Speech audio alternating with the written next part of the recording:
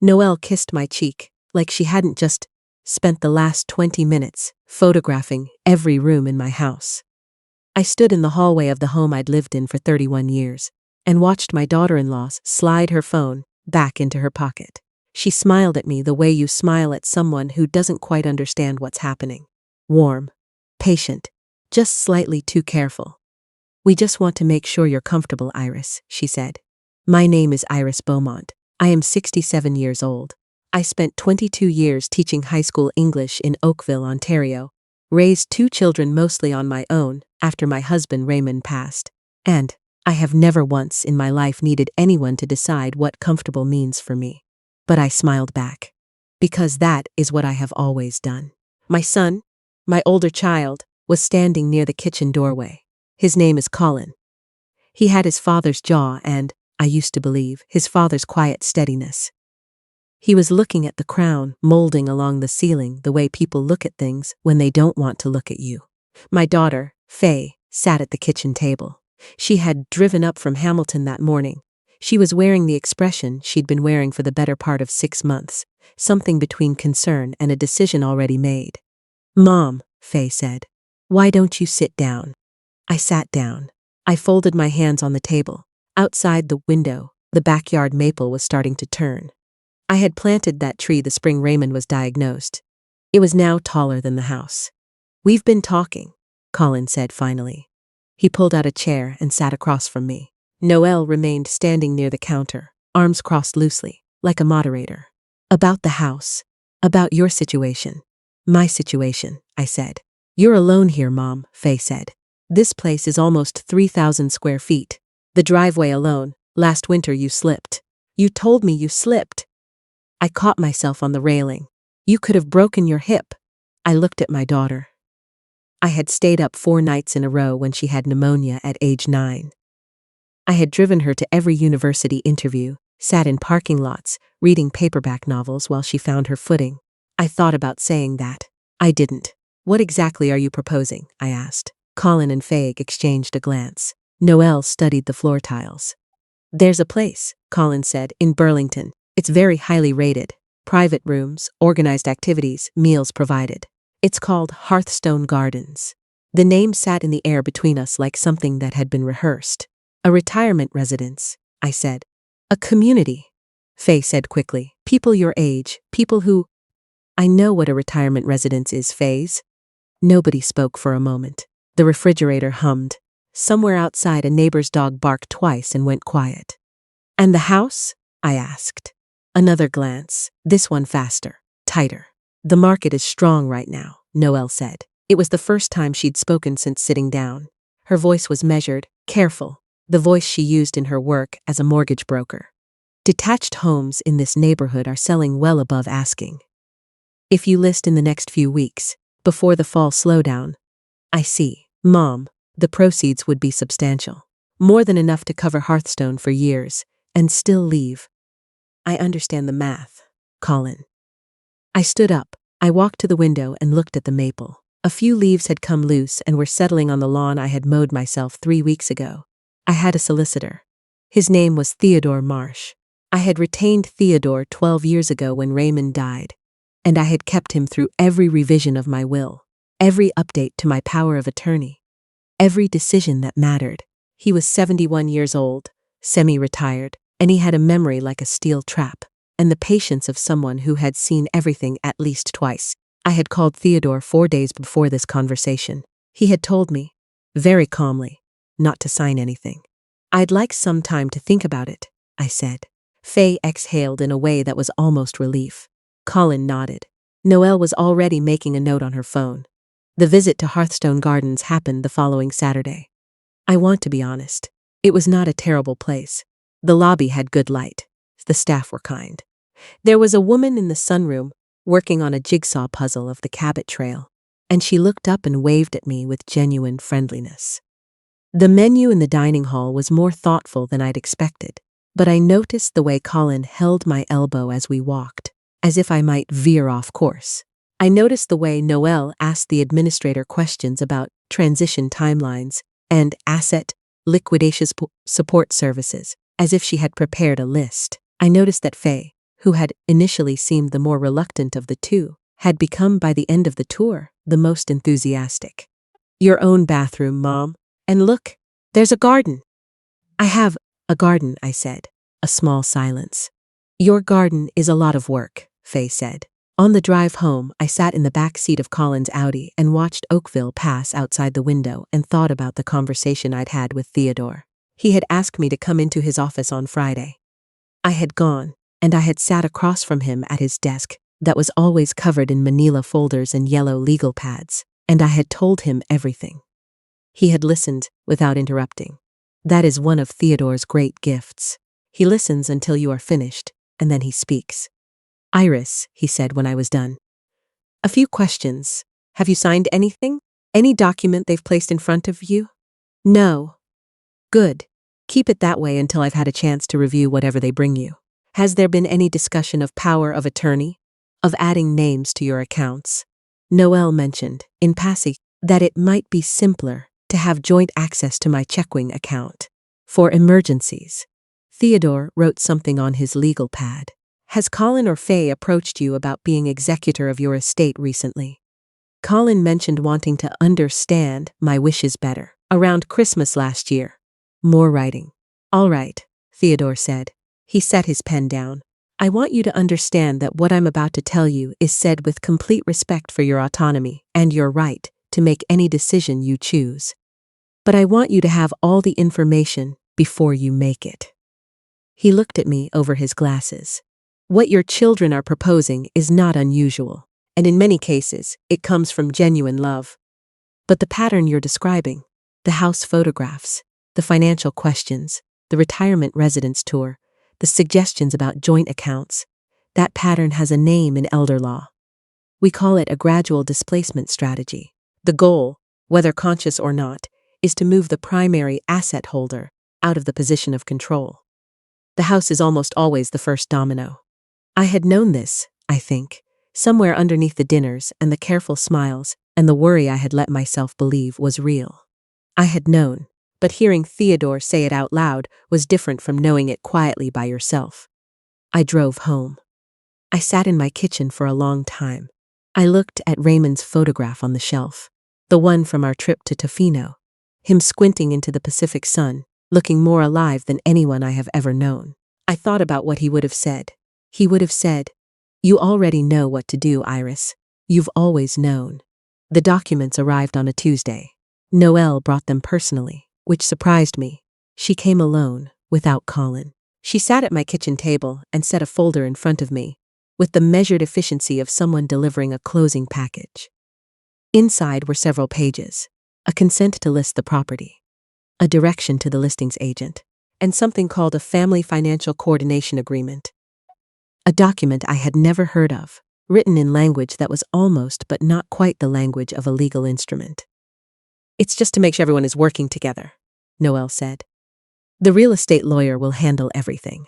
This just authorizes Colin and Faye to coordinate on your behalf during the process."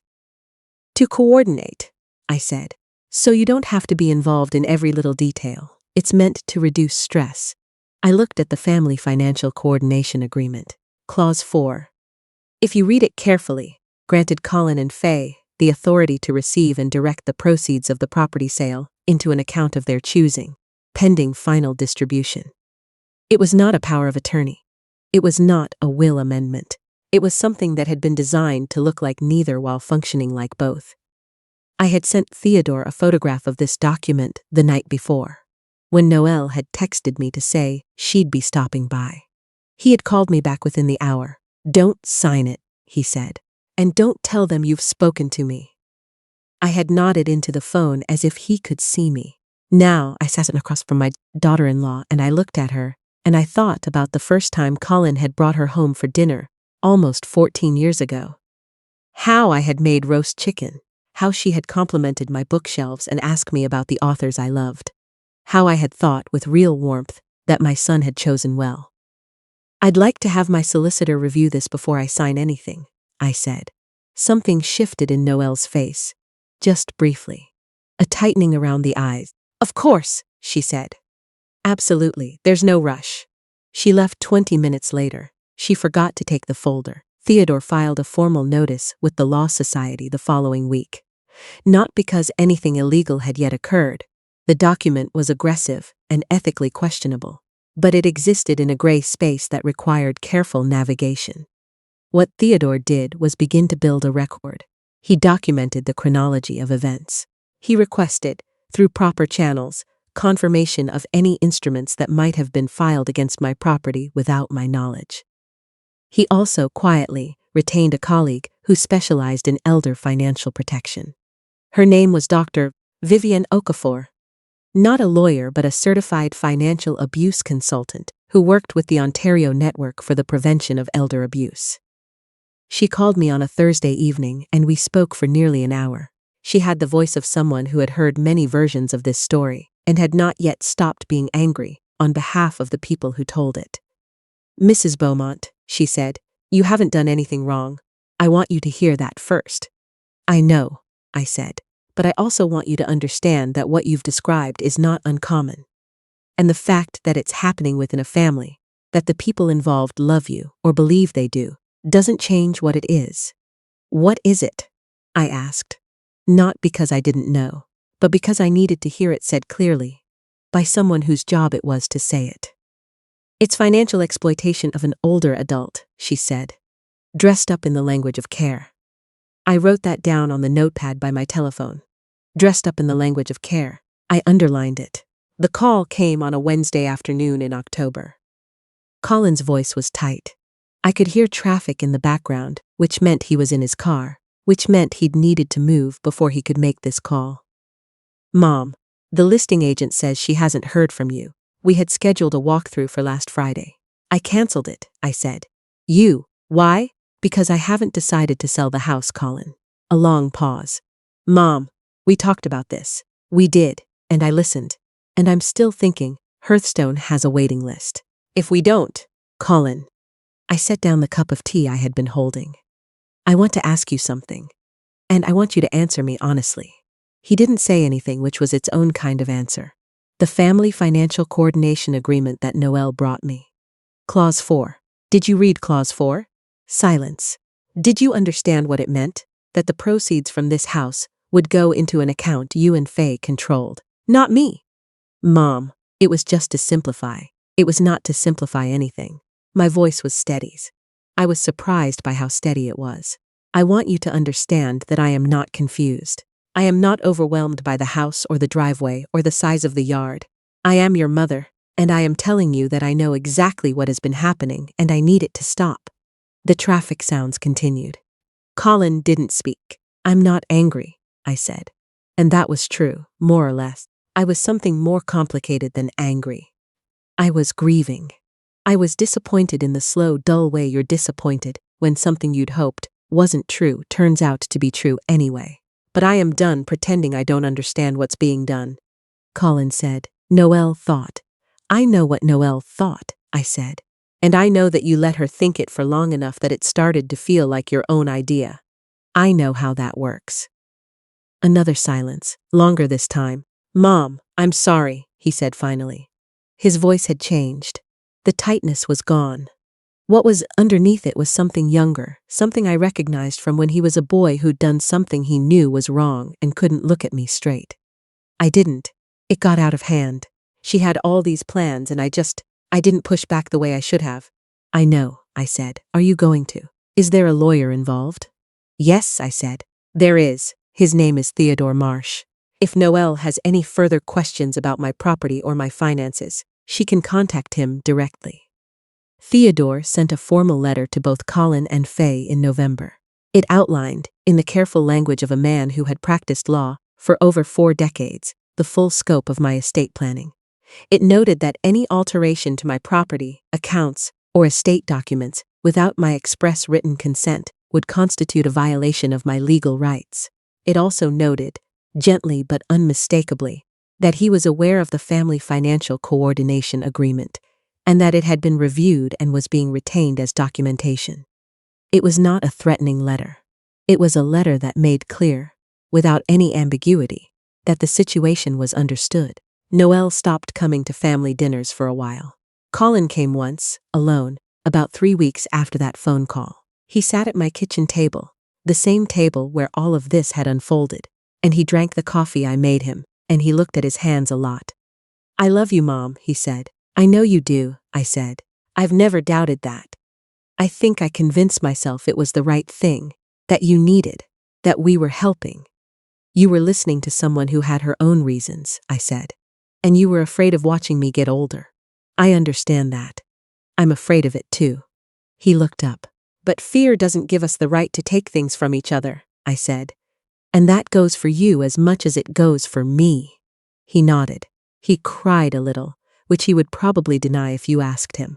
I handed him a paper towel, because I never have proper tissue in the kitchen. And we sat there together for a while without saying much. That is the part nobody tells you about these situations. The part that comes after the documents and the phone calls and the formal letters. The part where you're sitting with your son in a kitchen you've cooked 10,000 meals in, and you're both just trying to figure out what's left. Faye called me in December. We spoke for 2 hours. It was the longest phone call we'd had in years, maybe longer than that. She told me things about her marriage that I hadn't known, about the financial stress she and her husband, Darren, had been carrying for longer than she'd admitted to anyone, about how Noelle had framed the whole arrangement as something sensible, something reasonable, the kind of thing that saved families from conflict later, about how she'd let herself believe it because it was easier than saying out loud what she actually feared. "I was scared of being cut out," Faye said, "of Colin's family having access to everything and mine having nothing. And instead of just talking to you about that like a grown adult, I went along with something I knew, on some level, wasn't right." "That's honest," I said. "I'm sorry, Mom." "I know. Are you going to forgive us?" I thought about that question for a moment. Outside my window, the first real snow of the season was coming down. The maple had gone bare weeks ago, but I could see its shape clearly against the gray sky. That particular reaching posture of a tree that has learned to hold itself up through a lot of winters. "I think I already have," I said. "I think I was working on it before you called. But forgiveness doesn't mean we don't talk about what happened. It means we talk about it differently, as people who are trying to do better." She was quiet for a moment. "Darren and I are seeing someone," she said. "A financial counselor, trying to get our heads above water the right way." "That's good," I said, and I meant it. "My house is not for sale. I want to be clear about that, in case there was any question. Theodore updated my estate documents in January. Everything is in order, everything is accounted for, and the decisions about what happens to this home belong entirely to me, for as long as I am here to make them, which I expect to be quite some time. I repainted the front porch this past spring. Soft gray with white trim, a color I'd been thinking about for a few years and kept putting off. A neighbor named Eileen called over the fence to say it looked lovely. I told her I'd been meaning to do it for a while. I still think about what Dr. Okafor said to me. Dressed up in the language of care. I think about how many people don't have a Theodore, don't have someone who picks up the phone at 7 in the evening and reads a photograph of a questionable document and knows exactly what it is. I think about the women, and it is usually women of a certain age in a certain situation, who sign things they shouldn't sign because they're tired of feeling like a burden, who move somewhere smaller because it's easier than fighting, who hand over what they've built because the people asking are people they love, and love makes the word no feel like cruelty. I am here to tell you that no is not cruelty. No is a complete sentence. No is a declaration that your life, the one you built, the choices you made, the house you have kept for 31 years, belongs to you. I still have Sunday dinners. Colin comes most weeks. Faye comes when she can. Noelle has come twice, and both times were stiff and careful, and that is all right. Some things take longer than others. I don't require her to feel comfortable. I only require her to be honest, and that she is working on. The maple is bare now, but it will come back. It always does. I planted it in the worst year of my life, and it grew anyway. Taller than I ever expected. Taller than anything around it. That's the thing about trees. About any living thing that has been given enough room and enough time. You don't have to cut them down to prove they're yours.